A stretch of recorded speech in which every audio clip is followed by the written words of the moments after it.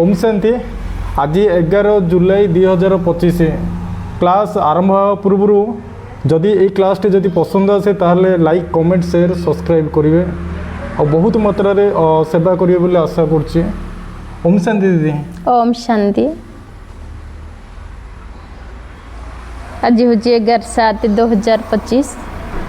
आज आम बाबांकर से परमात्मांकर महावाक्य शुणा जो परमात्मांकर महावाक्य शुणा द्वारा आम जीवनटा धन्य हो माने कौड़ी आम हीरा हो पार क्या मनुष्य जमी पाठ पढ़ुंट किसी लक्ष्य रखिकी ही पाठ पढ़ुंट किए इंजीनियरिंग पाठ पढ़ुची से गोटे इंजीनियर हाँपाई लक्ष्य रखुची किए डाक्तरी पाठ पढ़ुंट से गोटे डॉक्टर हाँपाई लक्ष्य रखिकी पाठ पढ़ुंट तमती भगवान स्वयं परमात्मा आमको एट ईश्वरीय विश्वविद्यालय जो पाठ पढ़ाऊँच भल मनीषटीए हवा उत्तम मनीष बा मानवरू देवता हवापाई एठी शिक्षा दि जाउची। नररू नारायण नारीरू लक्ष्मी बनवाई तेणु से जो आम भगवान महावाक्य शुणुचे आम आत्मा पाई आत्मार शांति पाई आत्मार तृप्ति पाई जमी आम खाऊचे भोक लगुचे पेट शांति हो जाउची सेमती आत्मा शांति हम केमती ना आध्यात्मिक ज्ञान परमात्मांकर महावाक्य शुणा द्वारा आत्मा को संतुष्ट लगी थाए जो कहते केते खाइले पीले कौन मन शांति होनी मन भल लगुनि कहीं मन भल लगुनि ना मन को आम केबे आधार दौने जो कहते पेट पाई कौन भोजन आउ आत्मा पाई भजन कहीं आत्मा अलग शरीर अलग गाड़ी अलग ड्राइवर अलग सेमती आम आत्मा सबुदिन ए ज्ञान रूपक मुरली बा भगवान महावाक्य शुणा आवश्यक। आज 11/7/25 महावाक्य बाबा कहले मिठे बच्चे प्रथमे समस्त को बाबांकर प्रकृत परिचय दे गीतार भगवान को प्रमाणित कर तेबे जाई तुमर नाम प्रसिद्ध हम यही कथा आम लोक दबा जे भगवान किए भगवान प्रकृत परिचय कौन आ गीतार भगवान किए यही कथा आम प्रमाण करिया। गीतार भगवान किए ना स्वयं परमपिता परमात्मा तेणु यही परिचय दे आम तांकर नाम प्रसिद्ध करिबा दरकार। गीतार भगवान श्रीकृष्ण नुहे किंतु स्वयं परमपिता परमात्मा शिव बाबा। प्रश्न तुम्हें संतान माने चारि जुगरे चक्र लगाउछ तार स्मारकी रूप रे भक्ति मार्ग रे मध्य प्रथा चालुछि जो प्रथा चालुछि ताहा कोन?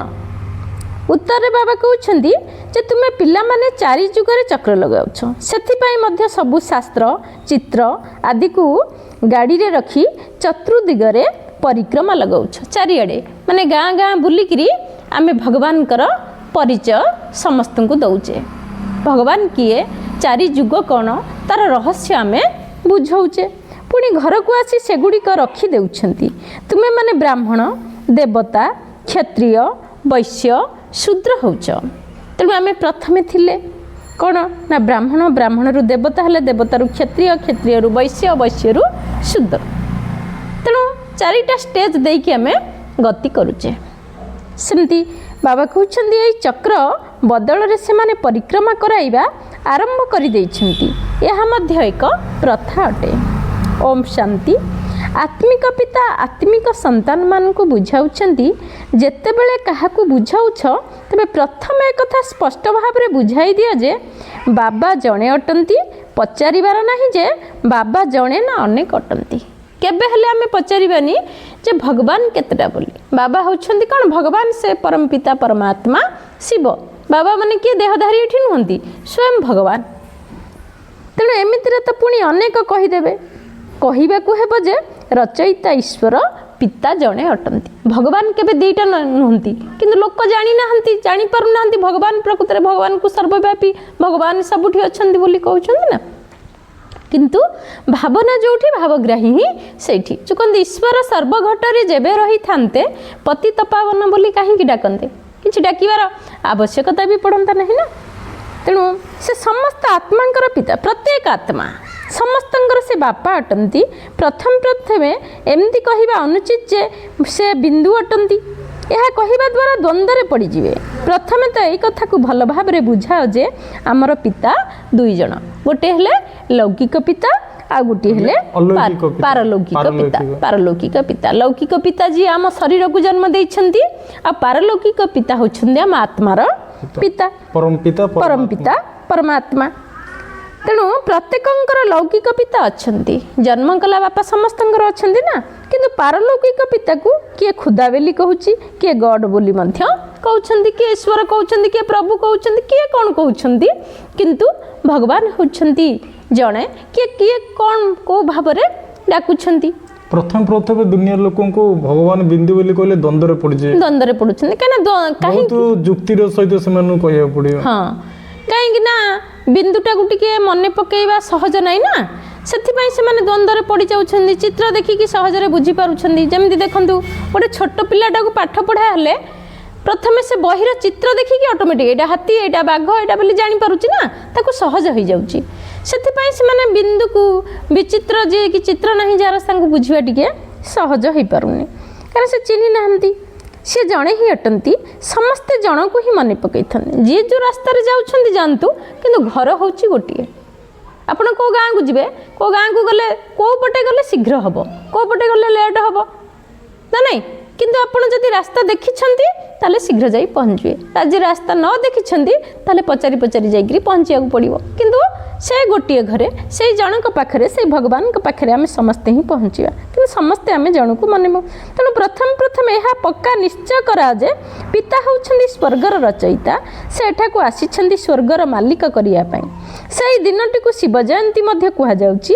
ଏକଥା ମଧ୍ୟ ତୁମେମାନେ ଜାଣିଛ ଯେ ସ୍ୱର୍ଗର ରଚୟିତା ଭାବରେ ହିଁ ସ୍ୱର୍ଗ ରଚନା କରୁଛନ୍ତି, ଯେଉଁଠି ଦେବୀ ଦେବତା ମାନେ ହିଁ ରାଜ୍ୟ, ଦେବତାମାନଙ୍କର ରାଜ୍ୟ ହେଉଛି। ତେଣୁ ତୁମେ ପ୍ରଥମେ ବାବାଙ୍କର ହିଁ ପରିଚୟ ଦେବାକୁ ହେବ। ବାବା କହୁଛନ୍ତି ଗୀତାରେ ଭଗବାନ ଉବାଚ ଶବ୍ଦ ରହିଛି ନା, ତେଣୁ ପ୍ରଥମେ ଏହା ନିଶ୍ଚୟ କରାଇ ଦେଖେଇ ନେବା ଉଚିତ ଯେ ଗୀତାରେ ଅଛି ଭଗବାନ ଉବାଚ, ମୁଁ ତୁମମାନଙ୍କୁ ରାଜଯୋଗ ଶିଖଉଛି, ଅର୍ଥାତ୍ ନରରୁ ନାରାୟଣ କରଉଛି। ଏହା କିଏ କରିପାରିବେ? ସ୍ୱୟଂ ଭଗବାନ, ଯିଏକି ପରମାତ୍ମା କେବଳ କରେଇ ପାରିବେ, ଆଉ କିଏ କରେଇ ପାରିବେ ନାହିଁ। ମନୁଷ୍ୟରୁ ଦେବତା କରେଇବାର ଶକ୍ତି କାହା ପାଖରେ ଅଛି? ସ୍ୱୟଂ ପରମାତ୍ମାଙ୍କ ପାଖରେ, କୌଣସି ମନୁଷ୍ୟ ପାଖରେ ନାହିଁ। ଏ କଥା ନିଶ୍ଚୟ ବୁଝେଇବାକୁ ହେବ। ଭଗବାନ କିଏ, ପୁଣି ଏ କଥା ମଧ୍ୟ ବୁଝେଇବାକୁ ପଡ଼ିବ। ସତ୍ୟ ଯୁଗରେ ପ୍ରଥମ ନମ୍ବରରେ ଯେଉଁ ଲକ୍ଷ୍ମୀନାରାୟଣ ଅଛନ୍ତି, ନିଶ୍ଚୟ ସେ 84 ଜନ୍ମ ନେଇଥିବେ। ପଛରେ ପୁଣି ଅନ୍ୟ ସବୁ ଧର୍ମାବଲମ୍ବୀ ମାନେ ଆସୁଛନ୍ତି, କାରଣ ସତ୍ୟ ଯୁଗ ଯେତେବେଳେ ଥିଲା, ଶତପ୍ରଧାନ ଦୁନିଆ ଥିଲା, ସମସ୍ତେ ଯେଉଁଠି ଏକ ଧର୍ମ, ଏକ ଭାଷା, ଏକ ରାଜ୍ୟ, ଏକ ମତ, ସବୁ ସୁଖ ଶାନ୍ତି ଥିଲା। ବର୍ତ୍ତମାନ ଧୀରେ ଧୀରେ ଯେତେବେଳେ କଳା କମି ଯାଉଛି, କ'ଣ କଳିଯୁଗ ଆସିଯାଉଛି, ତମ ପ୍ରଧାନ ହେଇଯାଉଛି। ମୁଁ ଗୁଡ଼ାଏ ସଂସ୍ଥା ଯାଇଛି ପର୍ସନାଲି, ମାନେ କୋଉ ସଂସ୍ଥାରେ ବି କୁହଉନି ଯେ ମନୁଷ୍ୟରୁ ଦେବତା କେମିତି ହେବା, କିନ୍ତୁ ବାବା କହୁଛନ୍ତି ନା, ମାନେ ମନୁଷ୍ୟରୁ ଦେବତା ହେଇପାରୁଛନ୍ତି, କିନ୍ତୁ ଏଇଟା ଆଉ କୋଉଠି ଦେଖିବାକୁ ମିଳୁନି ନା, କିନ୍ତୁ ଏଇଠି ହିଁ କେବଳ ମିଳିବ। କାରଣ ଏଇଠି ସ୍ୱୟଂ ଭଗବାନ ଗୋଟିଏ, ଯେଉଁ ବାବା କହୁଛି ନା, ଗୋଟିଏ ହଟି, ଗୋଟିଏ ଦୋକାନ, ଯେଉଁଠି କେବଳ ଏଇ ଶିକ୍ଷା ହିଁ ଦିଆଯାଉଛି ମନୁଷ୍ୟରୁ ଦେବତା। କେତେ ଈଶ୍ୱରୀୟ କେତେ ବିଦ୍ୟାଳୟ ଅଛି, ବିଦ୍ୟାଳୟ ମହାବିଦ୍ୟାଳୟ, କିନ୍ତୁ ଈଶ୍ୱରୀୟ ବିଶ୍ୱବିଦ୍ୟାଳୟ ଯେଉଁଟାକି ସ୍ୱୟଂ ଈଶ୍ୱର ହିଁ ମାନବରୁ ଦେବତା କରିପାରିବେ, ଯେଉଁଟାକି କୌଣସି ମନୁଷ୍ୟ ପାଖରେ ସେଇ ଶକ୍ତି ନାହିଁ। ସତ୍ୟ ଯୁଗରେ ତ କିଛି ଶିଖନ୍ତି ନାହିଁ, ନିଶ୍ଚୟ ସଙ୍ଗମରେ ହିଁ ଶିଖୁଛନ୍ତି। ଏଇ ସଙ୍ଗମ ଯୁଗରେ ଯେଉଁ କହନ୍ତି କଳିଯୁଗର ଶେଷ ଏବଂ ସତ୍ୟ ଯୁଗର ଆରମ୍ଭ, ଏଇ ସଙ୍ଗମ ଯୁଗରେ ହିଁ ସ୍ୱୟଂ ପରମାତ୍ମା ଆସିକି ଆମକୁ ଏଠି ଶିଖଉଛନ୍ତି। ତେଣୁ ପ୍ରଥମେ ବାବାଙ୍କର ପରିଚୟ ଦେବାକୁ ହେବ। ଯେମିତି ଆତ୍ମାକୁ ଦେଖି ହେଉନାହିଁ, କେବଳ ଅନୁଭବ କରି ହେଉଛି ନା ନାହିଁ। ଯେମିତି ପବନଟା ହେଉଛି, ପବନକୁ କ'ଣ ଆମେ ଦେଖିପାରୁଛେ? ଅନୁଭବ କରୁଛେ। ସେମିତି ମୋ ଭିତରେ ଆତ୍ମା ଅଛି ବୋଲି ମୁଁ ଅନୁଭବ କରୁଛି, ମୁଁ ଆପଣଙ୍କ ସାଙ୍ଗରେ କଥାବାର୍ତ୍ତା ବି ହେଇପାରୁଛି। ସେଇଭଳି ପରମାତ୍ମାକୁ ମଧ୍ୟ ଦେଖିପାରିବା ନାହିଁ, ବୁଦ୍ଧି ଦ୍ୱାରା ଜାଣୁଛନ୍ତି ଯେ ସେ ଆମ ଆତ୍ମାଙ୍କର ପିତା ଅଟନ୍ତି। ଚ୍ୟାନେଲରେ ଅଲରେଡି ଅପଲୋଡ ଅଛି ସାପ୍ତାହିକ କୋର୍ସ। ଯଦି କୋଉ ନନ୍ ବିକେ ଓମ୍ ଶାନ୍ତି ନୁହନ୍ତି, ବାହାରର ଭାଇ ମାନେ ଦେଖୁଛନ୍ତି, ତାହେଲେ ଚ୍ୟାନେଲରେ ଅପଲୋଡ ହେଇକି ଅଛି ସାପ୍ତାହିକ କୋର୍ସ। ସେଇଟା ଆତ୍ମା କିଏ, ପରମାତ୍ମା କିଏ, ଆପଣ ଦେଖିପାରିବେ, ପୁରା କ୍ଲାସ୍ ଦେଖିପାରିବେ। ତେଣୁ ଆତ୍ମା ପରମାତ୍ମାର ଜ୍ଞାନ ଯାହାକୁ ଜାଣିବା ପାଇଁ ବି ଇଚ୍ଛା ଅଛନ୍ତି, ସେମାନେ ବି ଚାହିଁଲେ ଜାଣିପାରିବେ। ସଦା ପବିତ୍ର ଅଟନ୍ତି କୁହାଯାଉଛି ନା, ତାଙ୍କୁ କୁହାଯାଉଛି ପରମାତ୍ମା, ମାନେ ସଦା ହିଁ ସେ ପବିତ୍ର ଅଟନ୍ତି। ତାଙ୍କୁ ଆସି ପତିତ ଦୁନିଆକୁ ପବିତ୍ର କରିବାକୁ ହିଁ ପଡ଼ୁଛି। ତେଣୁ ପ୍ରଥମ କଥା ହେଲା ବାବା ଜଣେ ଅଟନ୍ତି। ଏହାକୁ ପ୍ରମାଣିତ କରି ବତାଇବା ଦ୍ୱାରା ଗୀତାର ଭଗବାନ କିଏ? ସ୍ୱୟଂ ପରମପିତା ପରମାତ୍ମା। ତେଣୁ ଏହା ମଧ୍ୟ ପ୍ରମାଣିତ ହୋଇଯିବ। ତୁମ ସନ୍ତାନମାନଙ୍କୁ ପ୍ରମାଣିତ କରି ବତେଇବାକୁ ହେବ ଯେ ଏକ ବାବାଙ୍କୁ ହିଁ ସତ୍ୟ ବୋଲି କୁହାଯାଏ। ବାକି କର୍ମକାଣ୍ଡ ଅଥବା ତୀର୍ଥ ଆଦିର କଥା ସବୁ ଭକ୍ତିର ଶାସ୍ତ୍ରରେ ଅଛି। ଜ୍ଞାନରେ ଏହାର ତ କୌଣସି ବର୍ଣ୍ଣନା ନାହିଁ। ଏଠାରେ କୌଣସି ଶାସ୍ତ୍ର ନାହିଁ। ଭଗବାନ ଆସି ସମସ୍ତ ରହସ୍ୟ ବୁଝାଉଛନ୍ତି। ପ୍ରଥମେ ତୁମେ ସନ୍ତାନମାନେ ଏହି କଥା ଉପରେ ବିଜୟ ପ୍ରାପ୍ତ କରିବ ଯେ ଭଗବାନ ହେଉଛନ୍ତି ଏକ ନିରାକାର ଅଟନ୍ତି, ଯାହାର ଆକାର ନାହିଁ ବା ଆମ ଭଳିଆ ଶରୀର ନାହିଁ ବା ଆମ ଭଳିଆ ସେ ଜନ୍ମ ମରଣ ଚକ୍ରରେ ଆସୁନାହାନ୍ତି। କାହିଁକିନା ଯାହାର ଦେହ ଅଛି ସେ ଜନ୍ମ ମରଣ ଚକ୍ରରେ ଆସିବ ନା, ଶରୀର ଅଛି ମାନେ ଜନ୍ମ ଅଛି ମୃତ୍ୟୁ ଅଛି। କିନ୍ତୁ ଭଗବାନ ହେଉଛନ୍ତି ନିରାକାର, ଯିଏକି ଆମ ଭଳିଆ ତାଙ୍କର ଶରୀର ନାହିଁ କି ସେ ଜନ୍ମ ମରଣ ଚକ୍ରରେ ଆସନ୍ତି ନାହିଁ। ତେଣୁ ପରମପିତା ପରମାତ୍ମା ଶିବ ଭଗବାନ ଉବାଚ ବୋଲି କହୁଛେ। ଜ୍ଞାନର ସାଗର, ସମସ୍ତଙ୍କର ସେ ବାପା ଅଟନ୍ତି। ଶିବଙ୍କ ମନ୍ଦିରକୁ ଗଲେ ସମସ୍ତେ ଆମେ ତାଙ୍କୁ ବାପା ବୋଲି ଡାକିପାରିବା, ଆଉ କୌଣସି ମନ୍ଦିରକୁ ଗଲେ ଆମେ ବାପା ବୋଲି ଡାକିପାରିବା ନାହିଁ। ଶ୍ରୀକୃଷ୍ଣ ତ ସମସ୍ତଙ୍କର ପିତା ହୋଇପାରିବେ ନାହିଁ। ସେ କାହାକୁ କହିପାରିବେ ନାହିଁ ଯେ ଦେହର ସବୁ ଧର୍ମକୁ ଛାଡ଼ିକି ମୋତେ ମନେ ପକାଅ ବୋଲି, ସେ କଥା କେବେ କହିପାରିବେ ନାହିଁ। ଏହା ବହୁତ ସହଜ କଥା, କିନ୍ତୁ ମନୁଷ୍ୟ ଶାସ୍ତ୍ର ଆଦି ପଢ଼ି ପଢ଼ି ଭକ୍ତିରେ ପକ୍କା ହୋଇଗଲେଣି। ଆଜିକାଲି ଶାସ୍ତ୍ର ଆଦିକୁ ଗାଡ଼ିରେ ରଖି ପରିକ୍ରମା କରୁଛନ୍ତି, ଚିତ୍ର ଗ୍ରନ୍ଥ ଆଦି ଗୁଡ଼ିକୁ ମଧ୍ୟ ପରିକ୍ରମା କରାଉଛନ୍ତି, ପୁଣି ଘରକୁ ଆଣି ରଖିଦେଉଛନ୍ତି। ଏବେ ତୁମେ ସନ୍ତାନମାନେ ଜାଣୁଛ ଆମେ ଦେବତାରୁ କ୍ଷତ୍ରିୟ ବୈଶ୍ୟ ଶୂଦ୍ର ହୋଇ ଏଇଭଳି ଚକ୍ର ଲଗାଉଛେ, ତଳକୁ ତଳକୁ ଦିନକୁ ଦିନ ଖସୁଛେ, କଳା କମି ଯାଉଛି ଧୀରେ ଧୀରେ।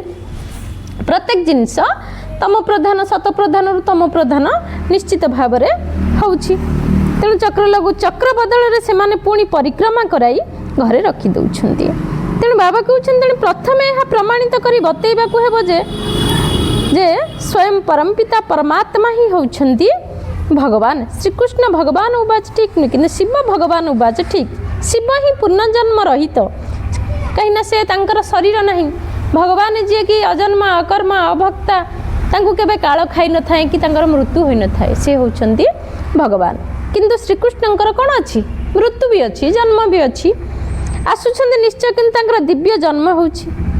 ଭାଗୀରଥଙ୍କ ଶରୀରରେ ଆସି ସବାର ହେଉଛନ୍ତି, ପତିତମାନଙ୍କୁ ଆସି ପବିତ୍ର କରାଉଛନ୍ତି, ରଚୟିତା ଏବଂ ରଚନାର ଆଦି ମଧ୍ୟନ୍ତର ରହସ୍ୟ ବୁଝାଉଛନ୍ତି, ଯେଉଁ ଜ୍ଞାନ ଆଉ କେହି ଜାଣନ୍ତି ନାହିଁ। ବାବାଙ୍କୁ ନିଜେ ଆସି ନିଜର ପରିଚୟ ଦେବାକୁ ପଡ଼ୁଛି। ମୁଖ୍ୟ କଥା ହେଉଛି ବାବାଙ୍କର ପରିଚୟ ଦେବା, ସେ ହିଁ ଗୀତାର ଭଗବାନ ଅଟନ୍ତି। ଏହାକୁ ତୁମେ ଯଦି ପ୍ରମାଣିତ କରି ବତେଇବ ତେବେ ତୁମର ନାଁ ମଧ୍ୟ କ'ଣ ପ୍ରସିଦ୍ଧ ହୋଇଯିବ। ତେଣୁ ଆମେ ପ୍ରମାଣ କରିକି ଦେଖେଇବା ପ୍ରକୃତରେ ଦେବତା କିଏ, ଭଗବାନ କିଏ ଆଉ ମନୁଷ୍ୟ କିଏ। ଏଗେନ୍ ଯେ ଗୀତାର ଭଗବାନ ଶ୍ରୀକୃଷ୍ଣ ନିଏ ପରମପିତା ପରମାତ୍ମା, ଏଇଟା ମଧ୍ୟ ଯୁକ୍ତିର ସହିତ କହିବାକୁ ପଡ଼ିବ। ତେଣୁ ଏମିତି ପର୍ଚା ତିଆରି କରି ସେଥିରେ ଚିତ୍ର ଆଦି କରି ଉଡ଼ାଜାହାଜରୁ ପକାଇବା ଉଚିତ। ବାବା ମୁଖ୍ୟ କଥା ବୁଝାଉଛନ୍ତି, ତୁମର ମୁଖ୍ୟ ଗୋଟିଏ କଥାରେ ବିଜୟ ପ୍ରାପ୍ତ ହୋଇଗଲେ ତୁମେ ବିଜୟୀ ହୋଇଯିବ। ଏଥିରେ ତୁମର ନାମ ବହୁତ ପ୍ରସିଦ୍ଧ ହେଉଛି, ଏଥିରେ କେହି ଖିଟପିଟ କରିବେ ନାହିଁ, ଏହା ବହୁତ ସ୍ପଷ୍ଟ କଥା। ଭଗବାନ କହୁଛନ୍ତି, ବାବା କହୁଛନ୍ତି, ମୁଁ ସର୍ବବ୍ୟାପୀ କିପରି ହୋଇପାରିବି? ମୁଁ ତ ଆସି ପିଲାମାନଙ୍କୁ ଜ୍ଞାନ ଶୁଣାଉଛି, ଡାକୁଛନ୍ତି ମଧ୍ୟ ଆସି ପବିତ୍ର କରାଅ। ଯେତେବେଳେ ଦୁଃଖ ପଡ଼ୁଛି, ସଂସାରରେ ଦୁଃଖ ଅଶାନ୍ତି ବଢ଼ି ଚାଲିଛି, ସେତେବେଳେ ସମସ୍ତେ ଭଗବାନଙ୍କୁ ଡାକୁଛନ୍ତି, ହେ ଭଗବାନ ମୋତେ ପବିତ୍ର କର, ହେ ଭଗବାନ ମୋତେ ରକ୍ଷା କର, ହେ ଭଗବାନ ମୋତେ ଉଦ୍ଧାର କର, ସମସ୍ତେ କହୁଛନ୍ତି ନା। ରଚୟିତା ରଚନାର ଜ୍ଞାନ ଶୁଣାଅ। ମହିମା ମଧ୍ୟ ବାବାଙ୍କର ଅଲଗା, ଶ୍ରୀକୃଷ୍ଣଙ୍କର ଅଲଗା। ଏମିତି ନୁହେଁ ଯେ ଶିବ ବାବା ଆସି ପୁଣି ଶ୍ରୀକୃଷ୍ଣ ଅଥବା ନାରାୟଣ ହେଉଛନ୍ତି, 84 ଜନ୍ମରେ ଆସୁଛନ୍ତି ନା। ତୁମମାନଙ୍କର ବୁଦ୍ଧିରେ ଏହି ସମସ୍ତ କଥା ବୁଝାଇବାରେ ଲାଗି ରହିବା ଉଚିତ। ମୁଖ୍ୟ ହେଉଛି ଗୀତା, ନା ନାଇଁ? ଗୀତା ଦ୍ୱାରା ଆମେ ଗୀତା ଜ୍ଞାନ, ଭଗବାନ ଆମକୁ ଗୀତା ଜ୍ଞାନ ଶୁଣାଉଛନ୍ତି। ଯେଉଁ ଗୀତା ଜ୍ଞାନ ଶୁଣିବା ଦ୍ୱାରା ଆଜି ମନୁଷ୍ୟରୁ ଆମେ ଦେବତା ହୋଇପାରୁଛେ। ଆକ୍ଚୁଆଲି ଦିଦି ଗୀତା ଜ୍ଞାନ ଏବେ ହିଁ ଶୁଣାଯାଉଛି, ବାବା ଆସିକି ଶୁଣାଉଛନ୍ତି, କୌଣସି ମନୁଷ୍ୟକୁ ଶୁଣାଇ ପାରିବେ ନାହିଁ। ନିଶ୍ଚିତ ଭଗବାନଙ୍କୁ ମୁଖ ଦରକାର ନା, ଭଗବାନ ତ ହେଉଛନ୍ତି ନିରାକାର, ଆତ୍ମା ମୁଖ ବିନା କଥା କହିବ କିପରି? ସେଥିପାଇଁ କହୁଛନ୍ତି ମୁଁ ସାଧାରଣ ଶରୀରର ଆଧାର ନେଉଛି। ଯଦି ଆତ୍ମାର ମୁଖ ନଥିବ, ଆମର ଯଦି ମୁଖ ନଥିବ ଆତ୍ମା ଆସିବ କେମିତି, କହିବ କେମିତି? ତେଣୁ ଭଗବାନ ସେଥିପାଇଁ ସାଧାରଣ ଶରୀରଟାକୁ ଆଧାର ରୂପରେ ନେଇଛନ୍ତି। ତେଣୁ ଯିଏ ପ୍ରଥମେ ଲକ୍ଷ୍ମୀ ଏବଂ ନାରାୟଣ ହେଉଛନ୍ତି, ସିଏ ହିଁ 84 ଜନ୍ମ ନେଇ ଶେଷ ସମୟରେ ଆସିଲେ, ପୁଣି ତାଙ୍କର ହିଁ ଶରୀରରେ ବାବା ଆସୁଛନ୍ତି, ଯିଏ ଶ୍ରୀକୃଷ୍ଣଙ୍କର ବହୁତ ଜନ୍ମର ଅନ୍ତିମ ଜନ୍ମରେ ଆସୁଛନ୍ତି। ଯିଏକି ଶ୍ରୀକୃଷ୍ଣଙ୍କର ଅନ୍ତିମ ଜନ୍ମ ହଉଛନ୍ତି ବ୍ରହ୍ମା ବାବା। ବ୍ରହ୍ମା ବାବା। ତେଣୁ ବ୍ରହ୍ମା ବାବା ଯିଏ କି ସେ 84 ଜନ୍ମ ନେଇକି ଶ୍ରୀକୃଷ୍ଣ ପଦକୁ ପୁଣି ପ୍ରାପ୍ତ କରୁଛନ୍ତି। ତେଣୁ ବ୍ରହ୍ମା ବାବା ଶ୍ରୀକୃଷ୍ଣ, ଶ୍ରୀକୃଷ୍ଣ ହିଁ ବ୍ରହ୍ମା ବାବା। ତେଣୁ ଏଇଭଳି ବିଚାର ସାଗର ମନ୍ଥନ କର। ତେଣୁ ଆମେ ଶ୍ରୀକୃଷ୍ଣ ହୁଅନ୍ତୁ କିମ୍ବା ବ୍ରହ୍ମା ବାବା ହୁଅନ୍ତୁ, ଗୀତାର ଭଗବାନ ନୁହନ୍ତି। ତେଣୁ କାହାକି ଆମର ଆମେ କ'ଣ କରିବା ନା ଏଇ ଜ୍ଞାନକୁ ବିଚାର ସାଗର ମନ୍ଥନ କରିବା, କାହାକୁ କେମିତି ଆମେ ବୁଝେଇବା। ଗୋଟିଏ କଥାରେ ତୁମମାନଙ୍କର ନାଁ ପ୍ରସିଦ୍ଧ ହୋଇଯିବ, ରଚୟିତା ବାବାଙ୍କ ବିଷୟରେ ସମସ୍ତଙ୍କୁ ଜଣାପଡ଼ିଯିବ। ପୁଣି ତୁମମାନଙ୍କ ପାଖକୁ ବହୁତ ଆସିବେ, ତୁମମାନଙ୍କୁ ଡାକିବେ ଯେ ଏଠାରେ ଆସି ଭାଷଣ କର। ସେଥିପାଇଁ ପ୍ରଥମେ ଭଗବାନ କିଏ ଏ କଥା ସିଦ୍ଧ କର। ତୁମେ ସନ୍ତାନମାନେ ଜାଣିଛ ଯେ ବାବାଙ୍କ ଠାରୁ ଆମେ ସ୍ୱର୍ଗର ବର୍ଷା ନେଉଛୁ। ବାବା ପ୍ରତ୍ୟେକ 5000 ବର୍ଷ ପରେ ଭାରତକୁ ହିଁ ଭାଗ୍ୟଶାଳୀ ରଥରେ ଆସୁଛନ୍ତି। ଏ ହେଉଛି ସୌଭାଗ୍ୟଶାଳୀ। ଯେଉଁ ରଥରେ ଭଗବାନ ଆସୁଛନ୍ତି ସେ ହେଉଛି ସବୁଠାରୁ ଭାଗ୍ୟବାନ ରଥ। ଏହା କ'ଣ କମ୍ କଥା କି? ଭଗବାନ ଯେଉଁ ରଥରେ ବିରାଜମାନ ହେଉଛନ୍ତି ସେ କେତେ ବଡ଼ ଭାଗ୍ୟବାନ, ଏ କ'ଣ ଛୋଟ କଥା? ତେଣୁ ଭଗବାନ ବହୁତ ପୁଣ୍ୟ କରୁଛନ୍ତି, ବହୁତ ପୁଣ୍ୟ କରିଛନ୍ତି, ବହୁତ ଭକ୍ତି ବି କରିଛନ୍ତି, ଶେଷରେ ସେ ଭଗବାନଙ୍କୁ ପାଇଛନ୍ତି। ଭଗବାନ ୟାଙ୍କର ଶରୀରରେ ପ୍ରବେଶ କରି ସନ୍ତାନମାନଙ୍କୁ ବୁଝାଉଛନ୍ତି ଯେ ମୁଁ ବହୁତ ଜନ୍ମର ଶେଷରେ ୟାଙ୍କ ଶରୀରରେ ପ୍ରବେଶ କରୁଛି। ଇଏ ଶ୍ରୀକୃଷ୍ଣଙ୍କ ଆତ୍ମାର ରଥ ନା, ସେ ନିଜେ କୃଷ୍ଣ ତ ନୁହନ୍ତି। ଏହା ତାଙ୍କର ବହୁତ ଜନ୍ମର ଅନ୍ତିମ ଜନ୍ମ ଅଟେ। ପ୍ରତ୍ୟେକ ଜନ୍ମରେ ଚେହେରା, ବୃତ୍ତି ଆଦି ବଦଳିଥାଏ। ବହୁତ ଜନ୍ମର ଅନ୍ତିମ ଜନ୍ମରେ ଯାହାଙ୍କ ଭିତରେ ପ୍ରବେଶ କରୁଛି ସେ ପୁଣି ଶ୍ରୀକୃଷ୍ଣ ହେଉଛନ୍ତି। ସଙ୍ଗମ ଯୁଗରେ ହିଁ ବାବା ଆସୁଛନ୍ତି। ଆମେ ମଧ୍ୟ ବାବାଙ୍କର ହୋଇ ବାବାଙ୍କ ଠାରୁ ସମ୍ପତ୍ତି ନେଉଛୁ। ବାବା ପାଠ ପଢ଼ାଇ ଆମମାନଙ୍କୁ କ'ଣ କରୁଛନ୍ତି? ସାଙ୍ଗରେ ନେଇଯାଉଛନ୍ତି। କେଉଁଠିକି ନେଇଯାଉଛନ୍ତି? ସତ୍ୟଯୁଗ ପରମଧାମକୁ ନେଉଛନ୍ତି। ପରମଧାମରୁ ତାପରେ ଆମେ ସତ୍ୟଯୁଗକୁ ଯିବା। ଆଉ କୌଣସି ଅସୁବିଧାର କଥା ନାହିଁ। ବାବା କହୁଛନ୍ତି କେବଳ ମୋତେ ମନେ ପକାଅ। ତେଣୁ ଭଲ ଭାବେ ବିଚାର କରିବା ଦରକାର ଯେ କିପରି ଭାବେ ଲେଖିବୁ। ଏହା ହେଉଛି ମୁଖ୍ୟ ଭୁଲ, ଯେଉଁ କାରଣରୁ ଭାରତ ଅସତ୍ୟ, ଅଧର୍ମୀ, ଦରିଦ୍ର ଆଜି ହୋଇଯାଇଛି। କାହିଁକି ଆଜି ଭାରତରେ ବିକାରଗ୍ରସ୍ତ ସମସ୍ତେ ହୋଇଯାଇଛନ୍ତି, ପତିତ ହୋଇଯାଇଛନ୍ତି, ଅଧର୍ମୀ ହୋଇଯାଇଛନ୍ତି, ଅସତ୍ୟ ହୋଇଯାଇଛନ୍ତି, ସେଥିପାଇଁ ଦାରିଦ୍ର୍ୟ ମଧ୍ୟ ହୋଇଯାଇଛନ୍ତି। ତେଣୁ ବାବା ଆସି ପୁଣି ରାଜଯୋଗ ଶିଖାଉଛନ୍ତି, ଭାରତକୁ ସତ୍ ଚରିତ୍ର ଆଉ ଧନବାନ ମଧ୍ୟ କରୁଛନ୍ତି। ସାରା ଦୁନିଆକୁ ସତ୍ ଚରିତ୍ର କରୁଛନ୍ତି। ସେ ସମୟରେ ସାରା ବିଶ୍ୱର ମାଲିକ ତୁମେମାନେ ହିଁ ହେବ। ଯେମିତି କହିଥାନ୍ତି କ'ଣ ମନୁଷ୍ୟ କ'ଣ କହୁଛନ୍ତି ଯେ ଯେମିତି କହୁଛନ୍ତି ଯେ ଭଗବାନ କିଏ, ଆମେ ତ ଭଗବାନଙ୍କୁ କାହିଁ ଦେଖିନୁ, ଆମେ କାହିଁ ଭଗବାନଙ୍କୁ ଜାଣିନୁ। ଭଗବାନଙ୍କୁ ସର୍ବବ୍ୟାପୀ ମଧ୍ୟ କହୁଛନ୍ତି। ସର୍ବବ୍ୟାପୀ ଭଗବାନଙ୍କୁ ସର୍ବବ୍ୟାପୀ କହିବା ଏହା ମଧ୍ୟ ଗୋଟେ ବଡ଼ ପାପ ଅଟେ। ତେଣୁ ଭଗବାନ କହୁଛନ୍ତି, ତେଣୁ ଭଗବାନଙ୍କୁ ଆମେ ଚିହ୍ନିବା ଦରକାର ଏବଂ ଜାଣିବା ଦରକାର। Wish you long life and prosperity, ଅର୍ଥାତ୍ ଦୀର୍ଘାୟୁ ଏବଂ ସମୃଦ୍ଧିର ଆଶୀର୍ବାଦ ମଧ୍ୟ ଭଗବାନ କରୁଛନ୍ତି। ବାବା ଆଶୀର୍ବାଦ ଦେଉନାହାନ୍ତି କି ସର୍ବଦା ଜୀବିତ ରହିଥାଅ। ଭଗବାନ ଏ ଆଶୀର୍ବାଦ କେବେ ଦେଇପାରିବେନି ତମେ ସବୁବେଳେ ଜୀବିତ ରହିଥାଅ, ବଞ୍ଚିଥାଅ। ଜୀବ ମାନେ ହିଁ ତ ଜୀବ, ଏଥିରେ ସନ୍ଦେହ ନାହିଁ। ଜୀବ ମାନେ ହିଁ ଜୀବ, ଆସିଛେ ମାନେ ନିଶ୍ଚିତ ଭାବରେ ଯିବ, ଏଥିରେ ସନ୍ଦେହ ନାହିଁ। ତେଣୁ ଭଗବାନ ତ ଏ ଆଶୀର୍ବାଦ କେବେ ଦେବେନି ନା ତମେ ସବୁବେଳେ ଚିରଞ୍ଜୀବୀ ହେଇକି ରହ, ସବୁବେଳେ ଜୀବିତ ରୁହ, କେବେ ତମର ମୃତ୍ୟୁ ହବନି। ଯଦି ଭଗବାନଙ୍କ ଦ୍ୱାରା ଏଇଟା ହଉଥାନ୍ତା ଜନ୍ମ ମୃତ୍ୟୁଟା, ତାର ସଂସାରରେ କିଏ ମରନ୍ତେନି। ଦିଦି ମହାଭାରତରେ ମଧ୍ୟ ଦେଖାଯାଇଛି ପିତାମହ ଭୀଷ୍ମ, ଏମିତି ଅଶ୍ୱତ୍ଥାମା, ଏମାନେ ସବୁ ଚିରଞ୍ଜୀବୀ, ମାନେ ଅମର ପୁରା। ମାନେ ଆକ୍ଚୁଆଲି ଆତ୍ମା ହେଉଛି ଗୋଟେ ଚିରଞ୍ଜୀବୀ, ଆତ୍ମା ହିଁ ଅମର। ଆତ୍ମା ହିଁ ଅମର, କାହିଁକି ନା ଆତ୍ମାର କେବେ ମୃତ୍ୟୁ ନଥାଏ ନା। ଶରୀରଟା ସିନା ମରିଯାଉଛି, ଶରୀରଟା ଚାଲି ଯାଉଛି ନା। ଯଦି ସାପ ତା କାତିକି ଛାଡ଼ିକି ନୂଆ କାତି ଧାରଣ କରୁଛି, ଆମେ ସେମିତି ପୁରୁଣା ଶରୀରକୁ ଛାଡ଼ିକିରି ନୂଆ ଶରୀରଟେ ଧାରଣ କରୁଛେ। ତାପରେ ଆତ୍ମା ତ ଅଜର ଅବର ଅବିନାଶୀ ନା, ତାର କେବେ ମୃତ୍ୟୁ ନଥାଏ। ଶରୀରଟା ହିଁ ଯାଉଛି, କିନ୍ତୁ ଆତ୍ମା କେବେ ମରିବ ନାହିଁ, ସେ ଅମର। ତେଣୁ ତୁମେମାନେ ଏବେ ବୁଝୁଛ ଯେ ଆମର ନିଶ୍ଚୟ ଅମରପୁରୀରେ ହିଁ ହେବ। ତେଣୁ ମୃତ୍ୟୁ ଲୋକରେ ପୁଣି ଅମର ରୁହ ବୋଲି କିପରି କହିବେ? ଏଠି କିଏ ଅମର ରୁହ ବୋଲି କେବେ କହିପାରିବେ? କାହିଁକି ନା ଏ ମୃତ୍ୟୁ ଲୋକ, ମରିବା ନିଶ୍ଚିତ, ସନ୍ଦେହ ନାହିଁ। ଜନ୍ମ ହେଇଛେ ମାନେ ମୃତ୍ୟୁ ହେବ। ତେଣୁ ସନ୍ତାନମାନେ ଯେତେବେଳେ ସଭା ଆଦି କରିଥାନ୍ତି, ବାବାଙ୍କୁ ମତ ପଚାରିଥାନ୍ତି। ବାବା ଆଗୁଆ ମତ ଦେଉଛନ୍ତି କି ନିଜର ମତ ଲେଖିକରି ପଠାଅ, ପୁଣି ଭଲ ଏକାଠି ବି ହୋଇଥାଅ। ମୁରଲୀରେ ତ ମତ ଲେଖିଲେ ସମସ୍ତଙ୍କ ପାଖରେ ପହଞ୍ଚି ପାରିବ। 2-3 ହଜାର ଟଙ୍କାର ଖର୍ଚ୍ଚରୁ ବଞ୍ଚିଯିବ। ଏଇ 2-3 ହଜାର ଟଙ୍କାରେ 2-3ଟି ସେଣ୍ଟର ଖୋଲିପାରିବ। ଚିତ୍ର ଆଦି ନେଇ ଗାଁ ଗାଁକୁ ଯିବା ଦରକାର। କାହିଁକି ପୁରା ମୁରୁଲଟା ଦିଦି ଖାଲି ମାନେ ପରମପିତା ପରମାତ୍ମାଙ୍କର ସନ୍ଦେଶ ଦୁନିଆ ଲୋକକୁ ଦେବା ଦରକାର। 1-2ରେ ଗୀତାର ଭଗବାନ ଶ୍ରୀକୃଷ୍ଣ ନୁହନ୍ତି ପରମପିତା ପରମାତ୍ମା ଆଉ ବହୁତ ଯୁକ୍ତିର ସହିତ ମଧ୍ୟ ବୁଝେଇବାକୁ ପଡ଼ିବ। କାହିଁକି ନା ପଛରେ ଯେମିତି ଅନ୍ତିମ ସମୟ ବିନାଶ ସମୟ ଯେତେବେଳେ ପାଖେଇ ଆସିବ ବାବା କହୁଛନ୍ତି ନା ସେତେବେଳେ ଯେମିତି କିଏ ଉଲୁଗୁଣା ନ ଦିଅନ୍ତି, ତିରସ୍କାର ଭଗବାନଙ୍କର ନ କରନ୍ତି, ନିନ୍ଦା ଆରେ ମୋତେ ଭଗବାନଙ୍କର କଥା କିଏ ଶୁଣେଇଲେନି, ମୋତେ କାହିଁ କିଏ କହିଲେନି, ଆମେ ଜାଣିନଥିଲୁ, ଏ ଶବ୍ଦ ଯେମିତି କିଏ କହିବେ ନାହିଁ। ତେଣୁ ଗାଁ ଗାଁରେ ମାଧ୍ୟମରେ ଯୋଉ ଭାଇ ଭଉଣୀ ମାନେ ଏଇ କ୍ଲାସଟାକୁ ଦେଖେ ପାଖ ପଡ଼ୋଶୀ ହଉ ରିଲେଟିଭ ହଉ ସାଙ୍ଗସାଥୀ ମଧ୍ୟରେ ଏ ନଲେଜଟାକୁ ସେୟାର କରିବା। ଆତ୍ମା ପରମାତ୍ମାର ଜ୍ଞାନ ସମସ୍ତଙ୍କୁ ଆମେ ଦେବା ଦରକାର। ଭଗବାନଙ୍କର କଥା ଶୁଣେଇବା ଦରକାର, ଯାହାଦ୍ୱାରା ଆମର ପୁଣ୍ୟ ଜମା ହେବ।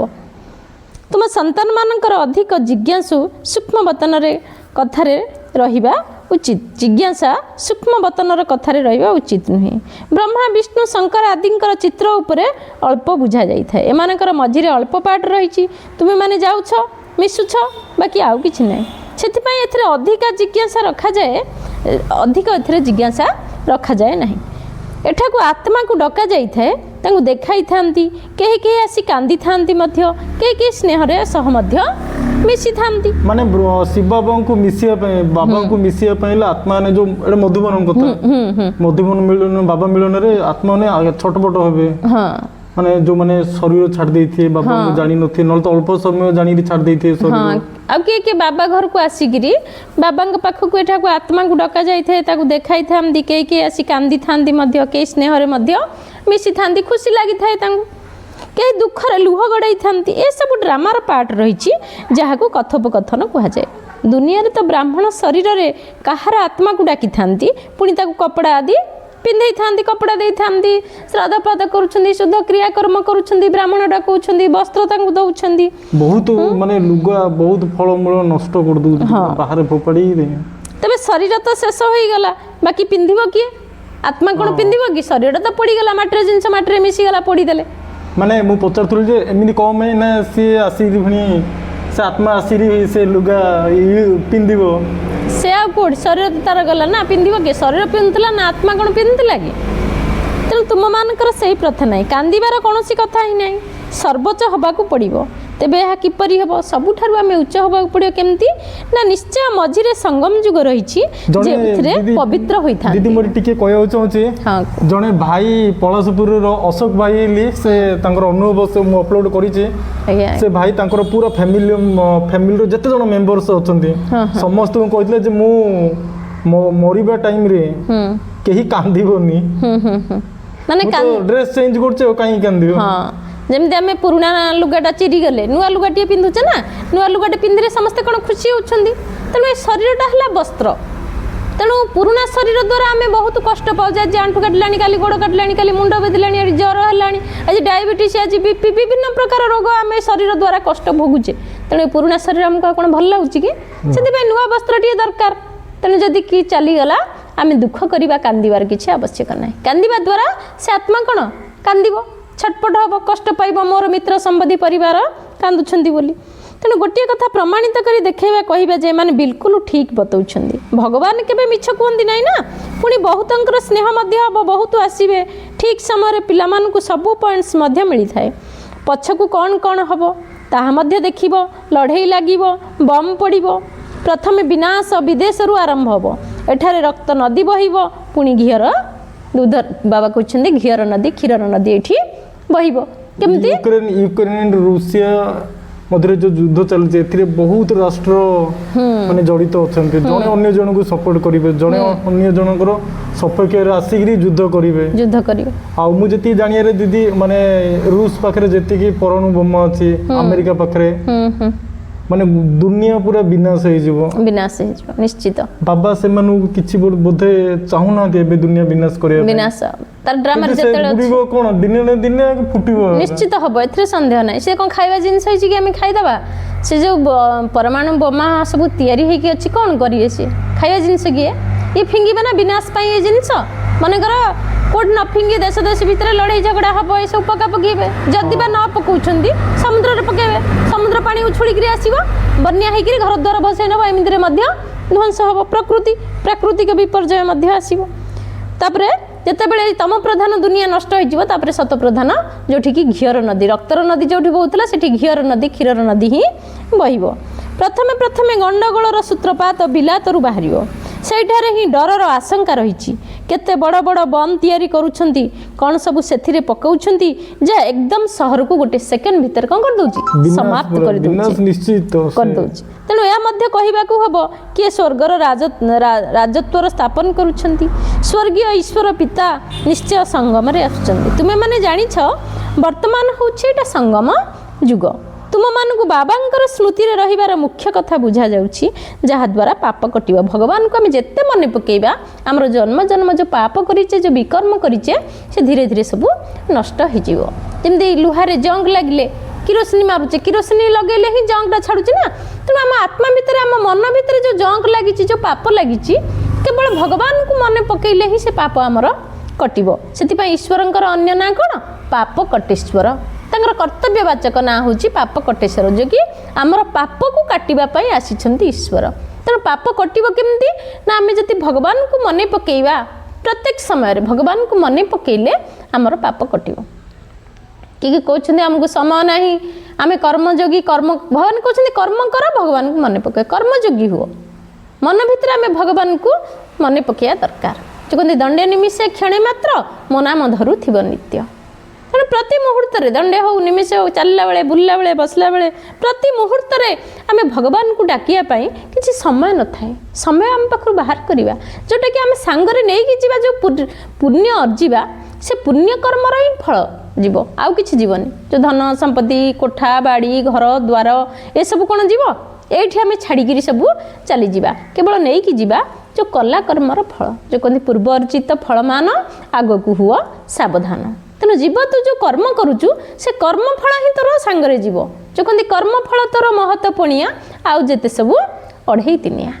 କାଳିଆ ଯୋଜନାର ପଇସା ଆସିଲେ ଦିଦି ବ୍ୟାଙ୍କରେ ବହୁତ ମାତ୍ରାରେ ଗହଳି ହେଉଛନ୍ତି, କିନ୍ତୁ ଭଗବାନଙ୍କୁ ଡାକିବା ପାଇଁ ଗହଳି ନାହିଁ। ଭଗବାନଙ୍କୁ ଡାକିବା ପାଇଁ ହେଲେ ମାଛିକି ମଶା ଉଡ଼ିବେନି। କାହିଁକି? ଯେ ଏଠି ଭଗବାନଙ୍କୁ ମନେ ପକାଇବା ପାଇଁ ହେଲେ ଲୋକଙ୍କୁ କଷ୍ଟ, କିନ୍ତୁ ବିପଦ ବେଳେ ଭଗବାନଙ୍କୁ ମନେ ପକାଇବେ, ମନ୍ଦିରରେ ଯାଇକି ଗୁହାରିଆ ପଡ଼ିଯିବେ, ଭଗବାନଙ୍କୁ ଡାକିବେ ବିପଦ ବେଳେ। ଯେଉଁ କହନ୍ତି ଭୋକ ବାଉଳିରେ ଯେମିତି ତାଟିଆ କାମୁଡ଼ନ୍ତି ସେମିତି ସବୁ ଯିବେ ଭଗବାନଙ୍କୁ ଡାକିବେ। ହେଲେ କିଛି ମିଳିବ କି ଆଉ ସେତିକି ବେଳେ? ବେଳ ଥାଉ ଥାଉ ସିନା ବନ୍ଧ ବାନ୍ଧିଲେ ହେବ। ବନ୍ୟା ଆସିଲା, ମାଡ଼ି ଆସିଲା ବେଳେ ଆମେ ବନ୍ଧ ପକାଇବା, ସେ ବନ୍ଧ କ'ଣ ରହିବ କି? ସେ ବନ୍ଧ ଭାଙ୍ଗିଯିବ ନା। ତେଣୁ ଏବେଠାରୁ ଆମକୁ ଭଗବାନ ସାବଧାନ କରୁଛନ୍ତି, ଏବେଠାରୁ ସତର୍କ କରୁଛନ୍ତି, ହେ ମୋର ପ୍ରିୟ ସନ୍ତାନମାନେ ଏବେ ଜାଗ୍ରତ ହୋଇ ଉଠ। କିନ୍ତୁ ଆଜିର ମନୁଷ୍ୟ ଖାଲି ଧନ ସମ୍ପତ୍ତି ପଛରେ ଗୋଡ଼େଇଲା। ଘର ଦ୍ୱାର ଟଙ୍କା ବ୍ୟାଙ୍କ ବାଲାନ୍ସ ଅଛି ଯଦି ଭାବୁଛନ୍ତି ନିଜକୁ କୋଟିପତି, ଆମେ ହେଉଛୁ ସ୍ୱର୍ଗରେ ଅଛୁ, କିନ୍ତୁ ନା, ସେ ଧନ ସମ୍ପତ୍ତି କେବେ ତମକୁ ସୁଖ ଦେଇପାରିବନି କି ଶାନ୍ତି। ମାଟି ତଳେ କହନ୍ତି କୋଠା ବାଡ଼ି, ମଟର ଗାଡ଼ି ସବୁ ଯିବୁ ଏଇଠି ଛାଡ଼ି। ପ୍ରଭୁ ନାମ ଭବ ନୌକା, ପାରି ହବୁ ଯଦି ପାଦ ତୁ ପକା। ସଂସାରରେ ଯେତେକ ବ୍ୟାଧି ପ୍ରଭୁ ନାମ ହେଲା ମହା ଔଷଧି। ସେ ପ୍ରଭୁଙ୍କର ନାମ ଔଷଧ ଠାରୁ ମଧ୍ୟ ଆହୁରି ମୂଲ୍ୟବାନ, ଯାହାକି ମହା ଔଷଧି ବୋଲି କୁହାଯାଉଛି। ତେଣୁ ଭଗବାନଙ୍କୁ ଆମେ ମନେ ପକାଇବା ଦ୍ୱାରା ଆମ ମନରେ ସୁଖ ଆସିଥାଏ, ଶାନ୍ତି ଆସିଥାଏ, ଆମକୁ ତୃପ୍ତି ବି ଲାଗିଥାଏ, ଆତ୍ମାକୁ ସନ୍ତୁଷ୍ଟ ଲାଗିଥାଏ। କାହିଁକିନା ଭଗବାନଙ୍କର କଥା ଶୁଣିଲେ ମନ ଶାନ୍ତି ଆସୁଛି। କେତେ ଦୁଃଖରେ ଥିଲେ ମଧ୍ୟ ସତ୍ସଙ୍ଗରେ ବସିଲେ ଆମକୁ ଶାନ୍ତି ଲାଗିବ। ଭଗବାନଙ୍କର କଥା ଶୁଣିଲେ ଶାନ୍ତି ଲାଗିବ। କାହିଁକି ନା ଶାନ୍ତିର ସାଗର ସ୍ୱୟଂ ଭଗବାନ ଆମକୁ ଏଇ ଦୁଃଖରୁ ଉଦ୍ଧାର କରିବା ପାଇଁ ଆସିଛନ୍ତି। ଭଗବାନ ଯେତେବେଳେ ଆସିଥିଲେ କହିଥିଲେ ଯେ କେବଳ ମୋତେ ମନେ ପକାଅ, ତେବେ ତୁମେ ଶତପ୍ରଧାନ ହୋଇଯିବ, ମୁକ୍ତିଧାମକୁ ଯିବ। ପୁଣି ପ୍ରଥମରୁ ଆରମ୍ଭ କରି ଚକ୍ରର ପୁନରାବୃତ୍ତି ହେବ। ଦୈବୀ ଧର୍ମ, ଇସଲାମୀ ଧର୍ମ, ବୌଦ୍ଧ ଧର୍ମ, ତୁମ ବିଦ୍ୟାର୍ଥୀମାନଙ୍କର ବୁଦ୍ଧିରେ ଏହି ସମସ୍ତ ନଲେଜ ବା ଜ୍ଞାନ ରହିବା ଉଚିତ। ଖୁସି ରହୁଛି ଆମେ କେତେ ରୋଜଗାର କରୁଛୁ, ଇଏ ଅମର କଥା, ଇଏ ଅମର ବାବା ତୁମମାନଙ୍କୁ ତ ଶୁଣାଉଛନ୍ତି। ତୁମମାନଙ୍କର ଅନେକ ନାମ ରଖିଦେଇଛନ୍ତି। ମୁଖ୍ୟ ହେଲା ପ୍ରଥମେ ଦୈବୀ ଧର୍ମ, ପୁଣି ତାପରେ ସମସ୍ତଙ୍କର ବୃଦ୍ଧି ହୋଇ ବୃକ୍ଷ ଧୀରେ ଧୀରେ ବଢ଼ୁଛି। ଯେମିତି ଆମେ ଗଛଟିଏ ଲଗାଇଲେ ପ୍ରଥମେ ମଞ୍ଜିଟିଏ ଲଗାଇଲେ ପ୍ରଥମେ 2ଟା ପତ୍ର ହେଉଛି, ତାପରେ ଧୀରେ ଧୀରେ ପତ୍ର ହେଉଛି 3ଟା, 4ଟାରୁ ହେଇ ହେଇ ହେଇ କେତେ ବଡ଼ ଗଛ ହେଉଛି, ତାପରେ ଫୁଲ ଫଳ ମଧ୍ୟ ଦେଉଛି। ସେଇଭଳି ଦୈବୀ ଧର୍ମ, ଦେବତା ଧର୍ମ ଆସୁଛି ପ୍ରଥମେ। ତେଣୁ ଧୀରେ ଧୀରେ ଧୀରେ ଧୀରେ ଯେମିତି ବୃଦ୍ଧି ହେଉଛି, ବୃକ୍ଷ ବଢ଼ି ଚାଲିଛି, ଅନେକ ଧର୍ମ, ତାପରେ ଇସଲାମୀ ଧର୍ମ, ବୌଦ୍ଧ ଧର୍ମ, ବିଭିନ୍ନ ପ୍ରକାର ଧର୍ମାବଲମ୍ବୀ ମାନେ ଆସୁଛନ୍ତି, ନିଜର ନିଜର ଧର୍ମ ପ୍ରଚାର କରୁଛନ୍ତି। ଯାହା ବି କରନ୍ତୁ ଯିଏ, କିନ୍ତୁ ଭଗବାନ ହେଉଛନ୍ତି ଜଣେ, ପରମାତ୍ମା ବି ଜଣେ। ସଠିକ ପରିଚୟ ଜାଣିବା ଦରକାର। ସଠିକ ପରିଚୟ ଜାଣିବା ଦରକାର। जो कहते भगवान को आम चिन्हवा दरकार जे भगवान किए भगवान कहीं आसचंती कौन पाई आसचंती तांकर कर्तव्य कौन से देखा केमतिया तांकर रूप केमती तेणु एसबू ज्ञान ये तत्व को आम जाना दरकार जो कहते तत्व जानिले त्रुटे भ्रांति आम जो तत्व को जाना आम मन भीतर जो भ्रांति अच्छी जो संदेह अच्छी से दूर हो जदि आम कि जापारानी कि बुझी ना तार महत् तत्व को जानी ना सन्देह रहा एमती कौन कहते सेमती कौन कहते आम जानवा चेष्टा करवा जमी दहीटा मंथिले लहुणीटा बाहर सेमती ज्ञानर गोटे गोटे पॉइंट को मंथिले से अमृत बाहर तेणु आम सब चिंतन मंथन करवा ताहले आम बुझीपर चिंतन मंथन न कले आम जापर तेणु अनेक धर्म अनेक मत जो अनेकता आसूची से कौन अशांति सृष्टि होची तेणु सत्ययुग जितेबाला स्वर्ग थिला एक धर्म थिला एक भाषा थिला एक राज्य थिला जो एकता थिला आउ एक मत थिला एबे कौन एकता आउ नाही अनेक मत परिवार जदि 5 जन 5टा मत होची जाफल घरे अशांति होची किए क्या कथा मानिबार ना किए कथा किए शुणिबार ना समस्ते भावुं मो कथा ठीक से कहूँ मो कथा ठीक से कहूँ मु बड़ से कहूँ मु बड़ तेणु ए सब द्वारा अशांति सृष्टि होची यह एकमात्र धर्म जहाँकि एकमात्र श्रीमत द्वारा स्थापन होची द्वितीय कथा नहीं ये रुहानी ज्ञान रुहानी बाबा बसिकी तुम संतान मान को बुझाऊँच तेणु आत्मार पिता आम आत्मा मान को बुझाऊँच तेणु तुम संतान मान को खुशी रहिबा दरकार तुम्हें माने जानुछ बाबा आमको पढ़ाऊँच तुम्हें माने अनुभव रु कहूछ जे ये शुद्ध अहंकार रहिबा उचित भगवान आमको पाठ पढ़ाऊँच तेबे आउ कौन दरकार जो भगवान आमको मिल जाइछंती संसार आउ कौन दरकार जो पाना था वो पा लिया और क्या चाहिए किसी दरकार क्या जहाँ में आज यहाँ खोजुले जहाँ पाइबा को चाहूले ताहा हमको मिलगला ना तेणु आउ कौन दरकार संसार रे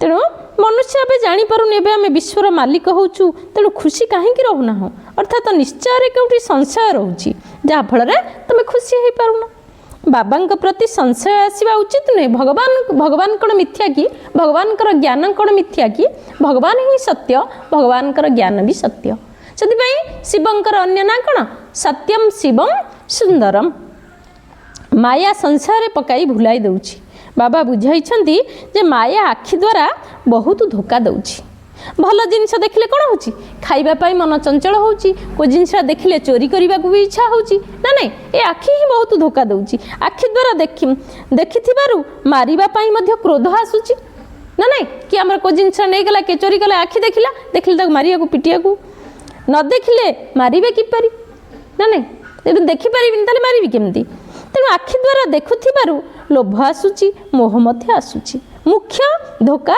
आखि दौची तेणु यह उपर पूरा नजर रखा हेब आत्मा को ज्ञान मिलता है तेणु पुणी विकार पणिया छाड़ी जाए एमती नुह जे आखि को बाहर करदेव ना तुमको तो विकार दृष्टि निर्विकारी हवाक पड़ो एमती नुह आखि की खोलिकी बाहर करदेव आखि तो धोखा दौची आखि अच्छी बोली देखुचे आखि बाहर करदेव अंध होकर बसिया कि देखानी ना सेमती नुहे आमर दृष्टि की आम परिवर्तन करवा दरकार आम आत्मा आत्मा भाई भाई आमर विकार दृष्टि क्या प्रति खराब दृष्टि आम के पकईबानी समस्ते आम आत्मा आत्मा भाई भाई एमती सीना जन्म कला बापा अलगा किंतु आमर पारलौकिक पिता जे कि भगवान जड़े तेणु भगवान जदि जड़े आम समस्ते पुओ झील संतान तेणु आम समस्ते भाई भौणी तेणु आमर दृष्टि बहुत पवित्र रहा दरकार समस्त को आम आत्मा आत्मा दृष्टि देखा दरकार तेणु ये स्थिति रे आमे रहिले दृष्टि को परिवर्तन करने को हबो और निर्विकारी करने को हबो ताहाले आमे निर्विकारी दुनिया को जीवा सेतिपई एबे ठारू ही बाबा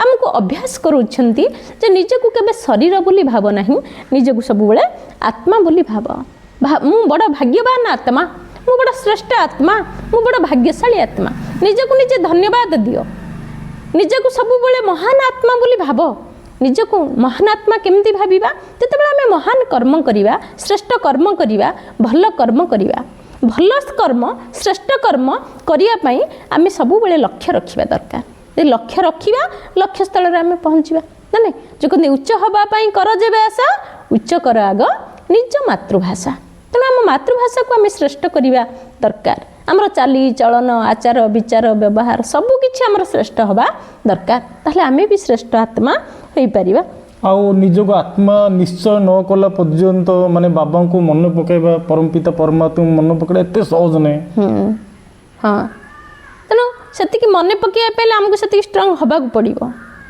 ଆମକୁ ଚିହ୍ନିବାକୁ ପଡ଼ିବ, ଜାଣିବାକୁ ପଡ଼ିବ, ଆମେ ସେତିକି ମଜବୁତ ହେବାକୁ ପଡ଼ିବ। ନିଜ ଭିତରେ ଆମର ସେତିକି ନିଶ୍ଚୟ ରହିବା ଦରକାର ଭଗବାନଙ୍କ ପ୍ରତି। ନିଶ୍ଚୟ ରହିଲେ ହିଁ ଆମେ ସଂଶୟ ଦୂର ହେବ। अच्छा, मीठे मीठे सिखलधे बच्चों प्रति माता पिता बाप दादा का याद प्यार और गुड मॉर्निंग। रूहानी बाप की रूहानी बच्चों को नमस्ते। हम रूहानी बच्चों की रूहानी बाप दादा को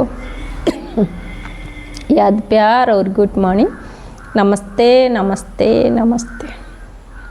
धारणा के लिए मुख्य सार नंबर 1, सर्वदा ए निशा बा खुशी रे रहिबा को हेबो जे आमको भगवान पाठ पढ़ौछन्ने ना नहीं। सब बेले ए खुशी रे हमें रहिबा जे स्वयं परम पिता परमात्मा जे कि भगवान आसिक हमको पाठ पढ़ौछन्ती। कौनसी कथारे संशय बुद्धि हबार नहीं। मन भितर शुद्ध अहंकार रखिबा को हबो, अशुद्ध अहंकार केबे हेले रखिबा नहीं। जोटी भगवान हमको पाठ पढ़िया को आछछन्ने, तेणु आमे जो पाठ पढ़ुचे भगवान हमको पढ़ौछन्ती, केते आमे भाग्यवान। नंबर 2, सूक्ष्म बतन विषय अधिक आग्रह रखिबार नहीं। आत्मा को सत प्रदान करिया पई पूरा पूरा हमको पुरुषार्थ करिया पई, काई आत्मा एबे तम प्रधान हो जाइछि, मयला हो जाइछि ना, तेणु से आम सत प्रदान करिया को पड़ियो। जिन सुनाटा मयला हो गले ताकू सुनारी कौन करुच्ची, निआरे पोड़ी देउछि, आउटे दउछि, सफा कर पूरा चकचक मारुछि। सेमती आत्मा को सत प्रधान आमको करने को हम, पुरुषार्थ करने को हम, भगवान को मन पकड़ा को हम, जोग करने को पड़ो, ताले आत्मा सत प्रधान हो पूरा पुरुषार्थ करने को। परस्पर मध्य विचार विमर्श करी समस्त को बाबांकर प्रकृत परिचय दबा को पड़ो। अंतिम समय किए जमी दोष नदे आम भगवान को चिन्हनु, कहीं आमको तो किए कही ना, कहीं आम किए जानू, ए शब्द जमी न कहते। प्रत्येक गलिकंदी घरे घरे आम आमर कर्तव्य है आम दे चलवा, किए शुणु किए न शुणु, किए क्या भितर कौन भावना था, कि आम समस्त को शुणी चलवा, आम कर्तव्य आम कर चलवा। फल फल निश्चित, गछ लगे मैंने फल तो फल ना, निश्चित ए सन्देह नहीं ना। किए शुणिले किए आसले कले बोली आम छाड़देवा कि जमी धान बुणुचे, बन्या हम कि बात्या हम सब नष्ट हो, चाषी कौन तो आशा छाड़ी दौची कि, चाषी तो आशा छाड़ुनी ना केबे, पुणी चाष करुच्ची। समस्त को दबा को पड़िया, किए शुणु किए न शुणु, किए कौन कहतु न कहतु, से आम ध्यान देवार नहीं। आम सब आम लक्ष्य स्थल में पहुँचा, लोक विश्वर कल्याण करवा, प्रत्येक आत्मा को भगवान परिचय देवा।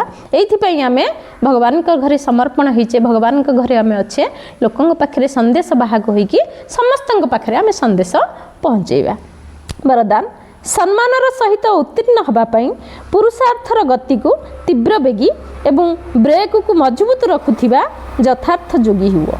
यथार्थ योगी माने कौन ना, वर्तमान समय अनुसार पुरुषार्थर गतिटा आमको तीव्र करिया को पड़िबो। कहीं ना मृत्युर खंडा मुंड उपर झुलुची, केतेबेले से खंडा पड़ी जीवो, आम प्राण चली जीवो, आत्मा पक्षी उड़ी जीवो ना नहीं। सेति पई बंची थिबा समय रे जति पारुचंती पुरुषार्थ करंतु, करिया परमात्मा संदेश दियंतु, आ सम्मानर सहित पुरुषार्थ उत्तीर्ण हुंतु। सम्मानर सहित पास करिबा, माड़ खाई दंड खाई नुह, सम्मानर सहित। तेणु तीव्र बेगी पुरुषार्थ करी तीव्र बेगी एवं ब्रेक मजबूत रहिबा उचित। तेबे जाई अंतिम समय ब्रेक जदि मजबूत नथियो कोठी एक्सीडेंट हो जिवो ना नहीं, लागि जिवो जाई गाड़ी कोठी। तेणु सम्मानर सहित उत्तीर्ण हो पार कहीं ना, से समय परिस्थिति गुड़िक बुद्धि रे अनेक प्रकार संकल्प तम मन भितर उत्पन्न करेइबो। तेणु से भली समय सबु संकल्प ठारू ऊर्ध्वरे रही गोटिए ही संकल्प रे स्थित होबार अभ्यास थिबा आवश्यक। जो समय बुद्धि अनेक प्रकार विस्तार भितर घुरी बुलुथो, से समय ताकू बंद करिवार शक्तिशाली अभ्यास दरकार। एआडू सिआडू जदि आसिला किछि मन भितर आमे कौन करिया, बंद करिया, स्टॉप करिया पड़ियो। स्टॉप करिवा मात्रे जेमि स्टॉप होथिबो, जेमि लाइट आसला माने स्विच टाको आमे ऑन कले संग संग ऑन होछि, ऑफ कर देले तेमि हमर संकल्पर स्विच के मध्य हम सही भली करिवा दरकार। जेते समय इच्छा सेतिकी समय पर्यंत बुद्धि को गोटिए संकल्प रे आमे स्थित करि देबा, एहा होछि प्रकृत बा यथार्थ योग। स्लोगान, तुमे समस्ते आज्ञाकारी सेवक अट, सेथिपाई केबे भी बेपरुआ होई परिबो नहीं। कारण आमे सबु बेले बाबांकर आज्ञा को पालन करिबा, भगवानकर आज्ञा को पालन करिबा, बेपरुआ केबे हबा नहीं। कारण सेवकर अर्थ हैला सबु बेले सेवारे उपस्थित रहिबा। जे सदा बेले सेवारे उपस्थित रही थाए ताको सेवक बोली କୁହାଯାଇଥାଏ। ओम शांति। अव्यक्त इशारा संकल्प शक्ति को जमा करी श्रेष्ठ सेवार निमित्त हुआ। केमती ना जमिति इंजेक्शन माध्यम रे रक्त रे शक्ति भरी दिया जाई पारुछि ना नहीं इंजेक्शन माध्यम रे से भली तुम मानकर श्रेष्ठ संकल्प रे इंजेक्शन भली तुमर संकल्पटा एते श्रेष्ठ जोटा कि इंजेक्शन भली काम करिवो। तुम मानकर संकल्प द्वारा अन्य मानकर संकल्प रे शक्ति आसी जाउथिबो। वर्तमान एई भली सेवारे बहुत आवश्यक रहिछि। निजर सुरक्षा पाई मध्य शुभ एवं श्रेष्ठ संकल्पर शक्ति को एवं निर्भयतार शक्ति को जमा करिबा। तेबे जाई तुमर अंतिम समय सुखमय हबो एवं तुमे बेहद सेवा कार्य रे सहयोगी होई बेहद विश्व राज्य अधिकारी तो जो माने भाबुचंदी आमे सेवा करि पन्नु तो माने घरु बाहरु जाई पन्नु तो से माने घरे रही कि मध्य शक्तिशाली संकल्प करी माने तार वातावरण चारियाडे दुनिया को फैलै परिबे कहिना हमरो जदी संकल्प शक्ति शक्तिशाली थिबो ताहले का पाखरे पहुंची परिबो। जदी हमरो संकल्प शक्ति दुर्बल थिबो ताहले शक्ति का पाखरे पहुंची परिबो नै। ओडे खंडातरे धार नथिबो धार नथिले हम काटिले कोन कटिबोनी ना। सेति संकल्प शक्ति रे हमरो शक्ति थिबा दरकार। मो पाखरे सिना शक्ति थिले मु काहाकु देई परिबो पाखरे नथिबो आदि किछ मु काहाकु केन देबी। तेणु संकल्प शक्ति की आम जमा करवा दरकार जद्वारा आमर संकल्प शक्ति एत पावरफुल हम आम जहाँ संकल्प करवा पाखे पहुँची पार्थिबा दरकार। देखो आम क्या कथा जब मन पकाउचे हठात से पहुँची जाऊे कौन कहे एबे तो तो कथा मुझे मन पकाउली माने आमर संकल्प शक्ति गोटे सेकेंड रे माने रॉकेट थारु से आहुरी तीव्र गोटे सेकेंड रे जाई केते दूर रे थिले मते संकल्प शक्ति पहुँची जाउची से आसिकी सामने रे पहुँचू किंबा फोन करूची कॉल करूची कहले मध्य आम ताकू कहूँ ना एबे तो कथा मन पकाउली एठी तू फोन करलु आ जदि पहुँची पारुचे एई कथारे जदि आम भल भल संकल्प करिबा समस्तंकर किछि भल भावना समस्त प्रति रखा समस्त किसी कल्याण कर भावना रखा समस्त शुभ भावना शुभ कामना करवा ताले से शुभ भावना शुभ कामनार जो संकल्प शक्ति सेटा पहुँची पार ना बाहर निश्चित भाव में पहुँची पार किए कौ भाई आत्मा हूँ संसार में दुखी हूँ अशांति हूँ कि कौ भाया हूँ बाबा कहते गणिका कुब्जा अहल्या बेश्या जिते प्रकार अच्छा संसार में आम समस्त को उद्धार करने आसीचे समस्त उद्धारकर्ता भगवान से आमको निमित्त कर बाछी संसार जिते दुखी अशांति निराश्रय आत्मा जार आश्रय नहीं पाखे आम छिड़ा हवा आश्वासन दबा भगवान परिचय देवा केमी दुखर से माने उद्धार हे तार रास्ता बतेवा मार्ग बतेवा तेणु भगवान तो डायरेक्ट आसिक छिड़ा होनी ना क्या मध्यम क्या द्वारा ही तुमको रास्ता देखेबे जद्वारा तुम से ही बुझा दरकार जाना दरकार जे बुझीपारा जानीपारा तार जीवनटा निश्चित भल हम तार चलापथ निश्चित भल हम आ निश्चित ताको सुख शांति प्राप्ति हम ए सन्देह ना तेणु आम करवा निश्चित खाली संसार को आसीचे कर्म करवा गध भलिया खटिबा घुसुरी भलिया खाइबा ये मनीष जीवन नुहे कहीं मनीष जीवन हूँ सबुठ श्रेष्ठ जीवन जोटा कि आम पाखे जो शक्ति अच्छी जोटा कि पशु पक्षी पाखे ना जो भगवान आमको देइछन्ति कौन पाई विचार करिवार शक्ति टीए देइछन्ति कोटा करिवा उचित कोटा करिवा अनुचित कोटा पाप कोटा पुण्य कोटा भल कोटा मंद मनीष विचार करुचे ना जोटा कि पशु पक्षी करि पारुनी ताले आमे विचार करिवा दरकार कोटा करिवा उचित कोटा करिवा अनुचित तेणु भगवान को कर्मयोगी हो कर्म कर भगवान कहना कर्मधंदा करनी बोली सबू कर्मधंदा कि समय बाहर करी भगवान को डाकिले ही तुम जो पाप पंकरे अच्छ से उद्धार पाई परिबो आ समय नहीं एबे नुहे तो केबे नुहे। ओम शांति।